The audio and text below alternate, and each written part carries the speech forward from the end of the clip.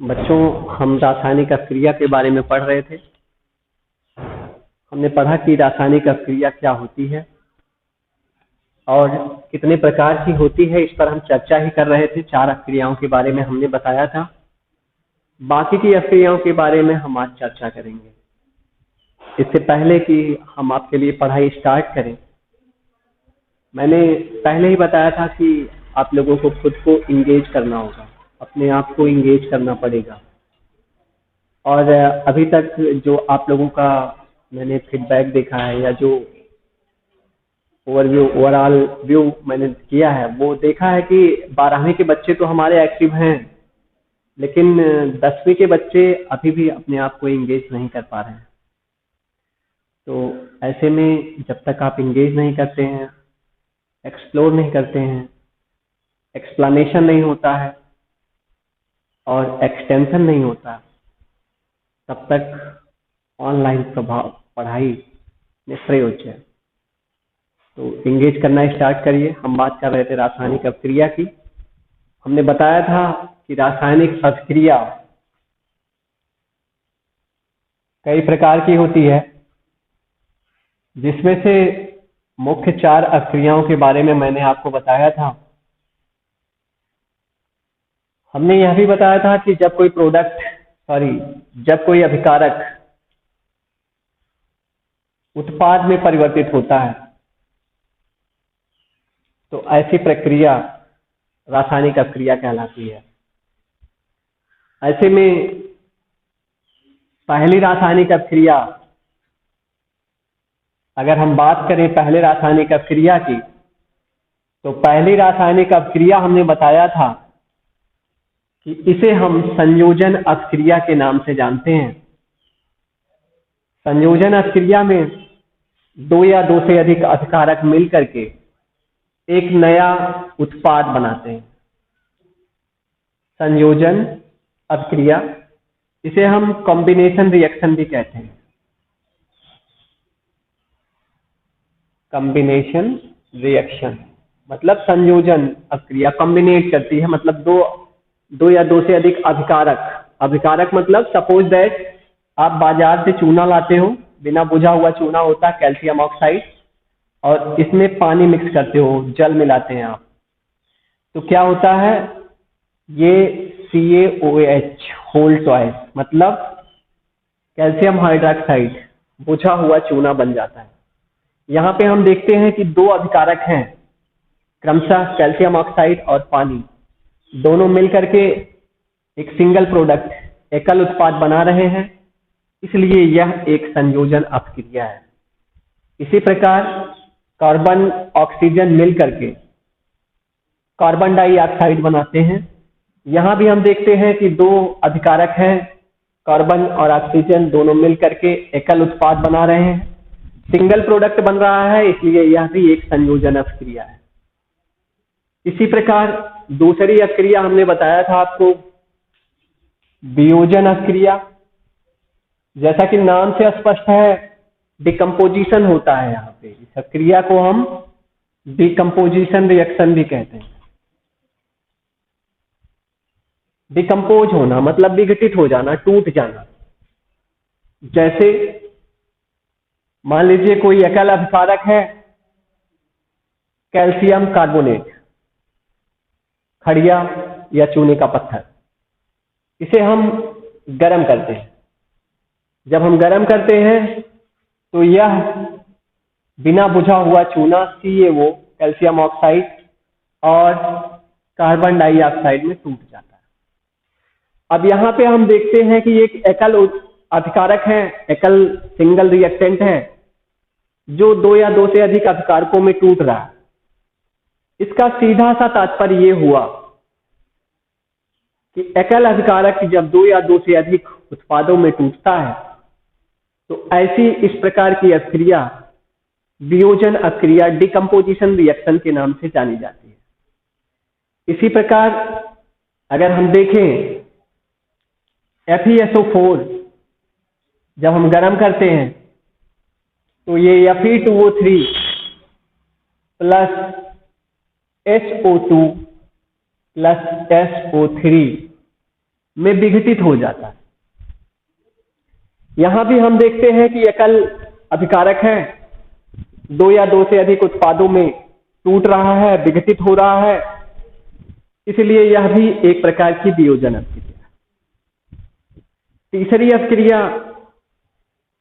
हमने आपको बताया था ऊष्मा क्षेपी अभिक्रिया।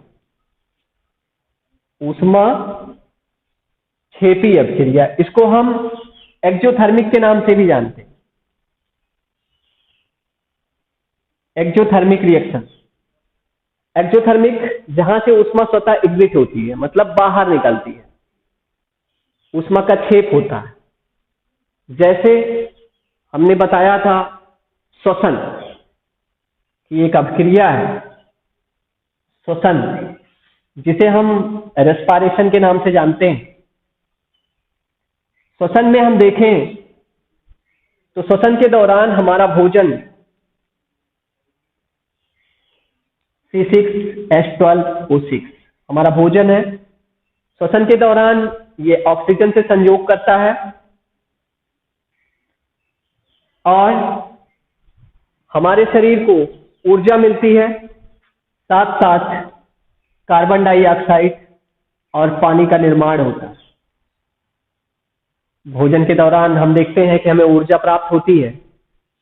जब हम श्वसन लेते हैं, रेस्पिरेशन की क्रिया होती है, तो भोजन छोटे छोटे टुकड़ों में टूट करके ऑक्सीजन से संयोग करता है, कार्बन डाइऑक्साइड और पानी हम उत्सर्जित कर देते हैं और उस ऊर्जा हमारे शरीर को प्राप्त होती है। इस प्रकार श्वसन की अभिक्रिया एक ऊष्माक्षेपी अभिक्रिया है।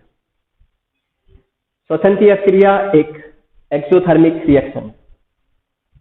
चौथी अभिक्रिया हमने चर्चा किया था ऊष्माशोषी अभिक्रिया। ऊष्माशोषी अभिक्रिया जहां ऊष्मा एब्जॉर्ब होती है, मतलब अवशोषित होती है।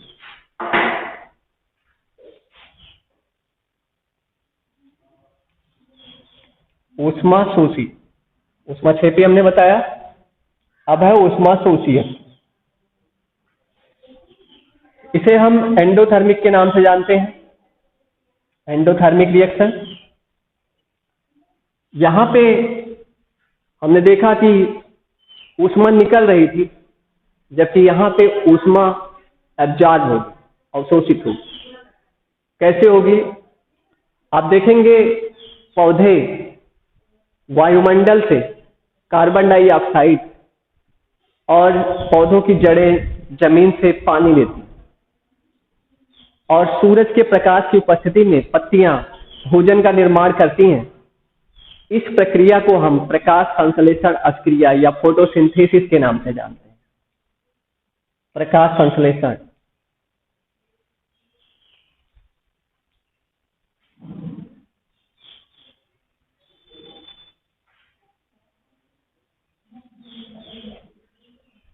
प्रकाश संश्लेषण की अभिक्रिया में आपने जाना कि पौधे वायुमंडल से कार्बन डाइऑक्साइड लेते हैं और पुनः जड़ें जमीन से पानी लेकर के सूर्य के प्रकाश की उपस्थिति में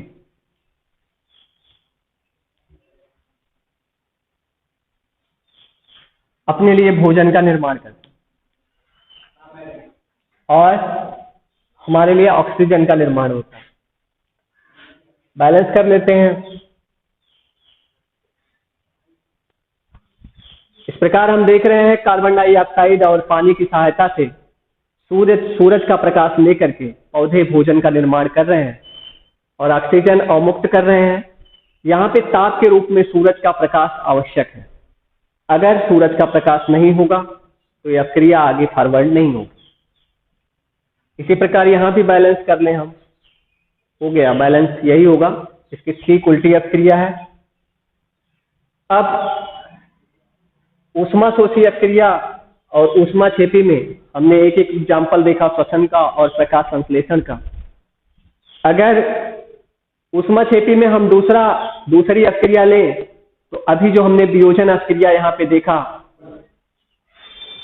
क्षमा चाहेंगे, यहाँ पे ऊष्माक्षेपी का अगर हम दूसरा एग्जाम्पल देखें तो हम बिना बुझा हुआ चूना, संयोजन अभिक्रिया CO प्लस H2O, बिना बुझा हुआ चूना में पानी मिला देते हैं तो बनता है बुझा हुआ चूना, calcium hydroxide, CaOH whole twice. यहां पे हम देखते हैं कि अपने आप स्वतः ऊष्मा निकलती है। इस प्रकार यह भी एक ऊष्माक्षेपी अभिक्रिया है। दूसरा एग्जाम्पल वियोजन का है। वियोजन अभिक्रिया का कैल्शियम कार्बोनेट ले लेते हैं हम। जब इसे हम गर्म करते हैं, टेम्परेचर देते हैं, तो यह बिना बुझा हुआ चूना और कार्बन डाइऑक्साइड में टूट जाती है। यह एक प्रकार की वियोजन अभिक्रिया भी है और ऊष्माशोषी अभिक्रिया भी। इसी प्रकार यहाँ पे हम देखेंगे यह एक संयोजन अभिक्रिया है और ऊष्माक्षेपी अभिक्रिया है। अब हमने 4 अभिक्रियाओं के बारे में पढ़ा और जाना। अब हम 5वीं अभिक्रिया पढ़ते हैं जिसे हम विस्थापन अभिक्रिया के नाम से जानते हैं। विस्थापन अभिक्रिया,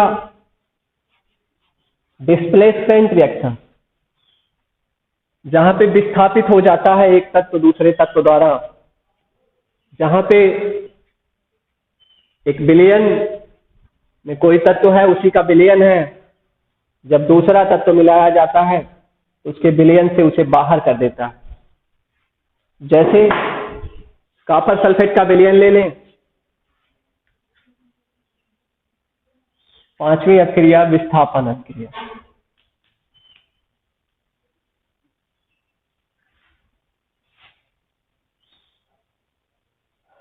विस्थापन अभिक्रिया की अगर हम बात करें, जिसको हम डिस्प्लेसमेंट रिएक्शन के नाम से भी जानते हैं,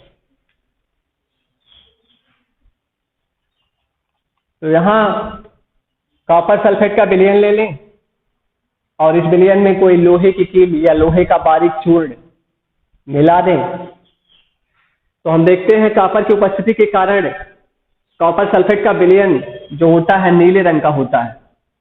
इसका रंग नीला होता है कॉपर आयन की वजह से। इसमें जब हम आयरन मिलाते हैं तो यह आयरन सल्फेट जो भूरे रंग का होता है,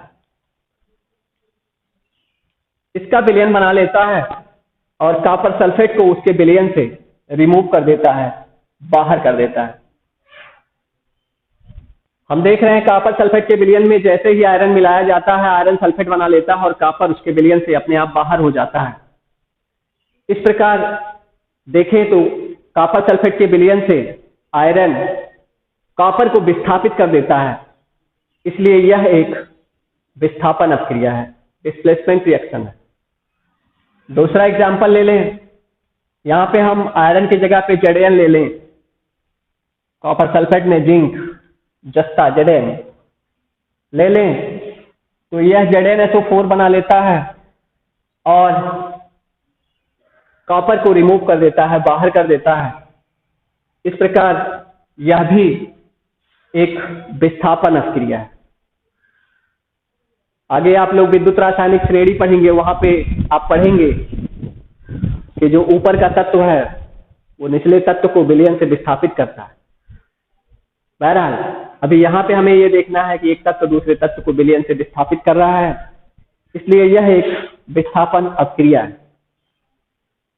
आगे द्विविस्थापन है, डबल डिस्प्लेसमेंट होता है।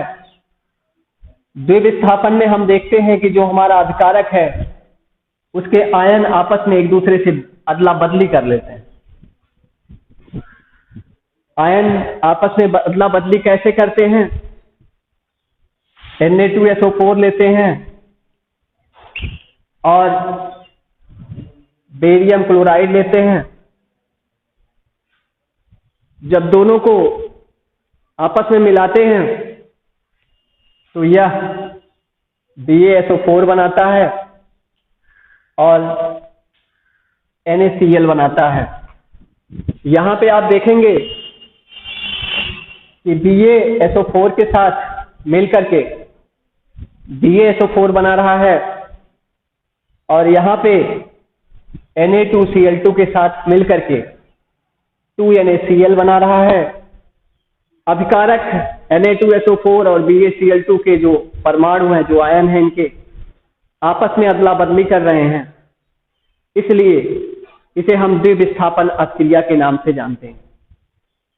विस्थापन अभिक्रिया में एक तत्व दूसरे तत्व को उसके विलयन से विस्थापित कर रहा था, जबकि यहां पर एक तत्व दूसरे तत्व को विस्थापित नहीं करता है, बल्कि उनके आयन आपस में बदल जाते हैं, आपस में अदला बदली कर करके नया उत्पाद बनाते हैं, इसलिए इसे हम द्विविस्थापन अभिक्रिया के नाम से जानते हैं। अगली अभिक्रिया आप सभी लोग परिचित हैं, हम रेडॉक्स अभिक्रिया,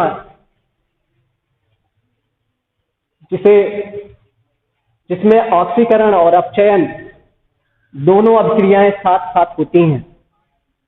ऑक्सीकरण और अपचयन की अभिक्रियाएं साथ साथ किस प्रकार संपन्न होती हैं, इसे जानने से पहले, यानी रेडॉक्स अभिक्रिया जानने से पहले हमें ये जानना आवश्यक है कि ऑक्सीकरण और अपचयन अभिक्रियाएं क्या हैं। ऑक्सीकरण, इसे हम उपचयन के नाम से भी जानते हैं, ऑक्सीडेशन कहते हैं हम इसे, ऑक्सीडेशन रिएक्शन।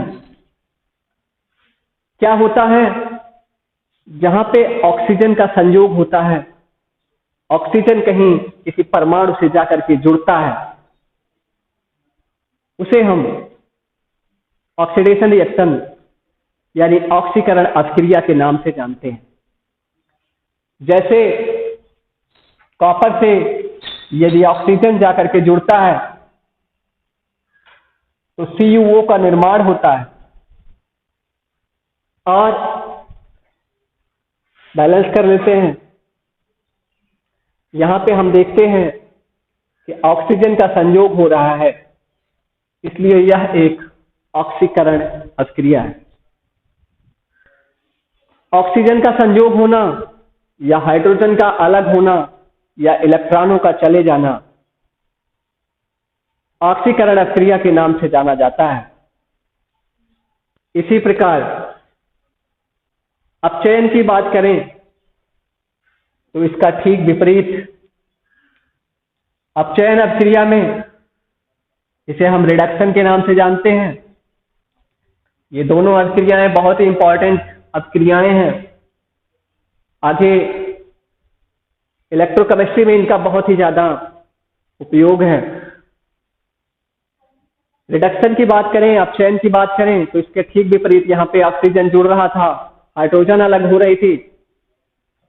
अपचयन की घटना में हाइड्रोजन जुड़ता है और ऑक्सीजन अलग होती है। कैसे अलग होती है?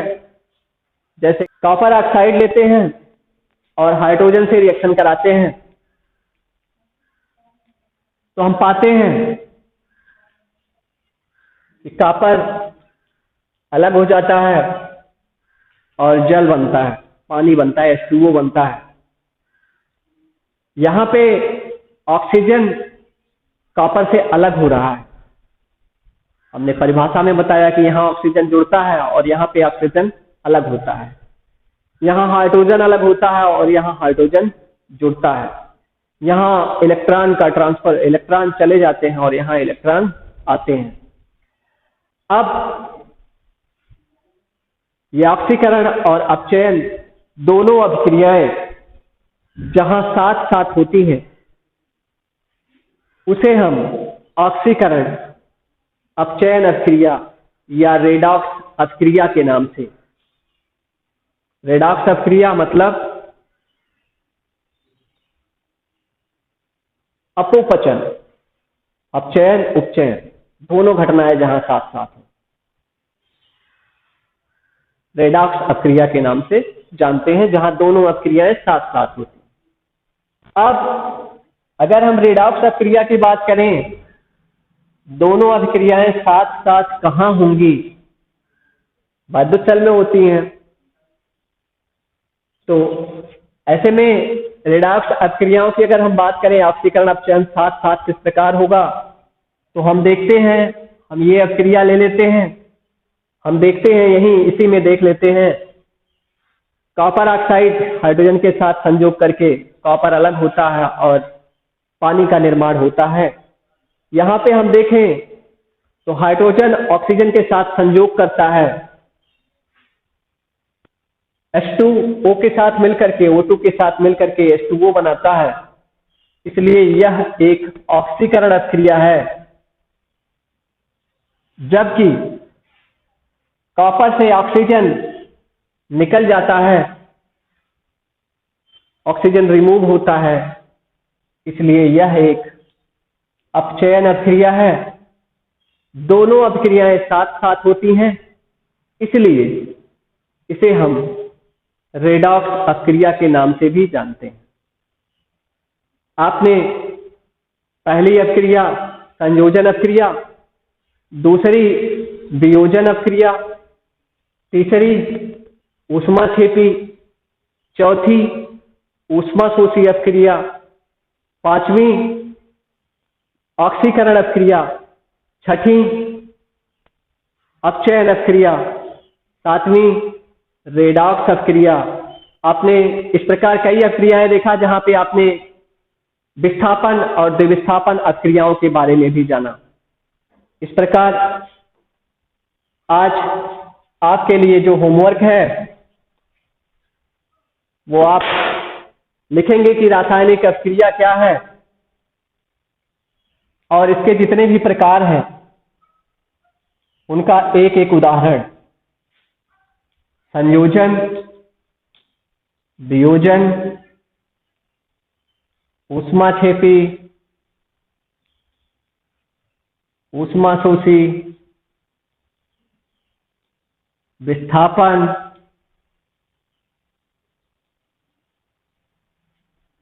द्विविस्थापन, ऑक्सीकरण,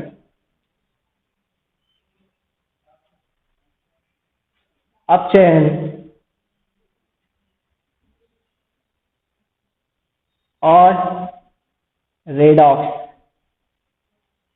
अभिक्रियाओं के बारे में आपने जाना। आप इन 9 अभिक्रियाओं को पढ़ेंगे, जानेंगे, और जहां भी कहीं से आपको कोई चीज समझ में नहीं आती है आप हमें कॉल करके हमसे क्वेश्चन पुटअप करेंगे या सीधे हमें लिख सकते हैं व्हाट्सएप नंबर। आप सभी लोगों को व्हाट्सएप नंबर पता भी होगा। आज के लिए बस इतना ही, बाकी की चर्चा हम आगे के वीडियोज में करेंगे। धन्यवाद। Press the bell icon on the YouTube app and never miss another update.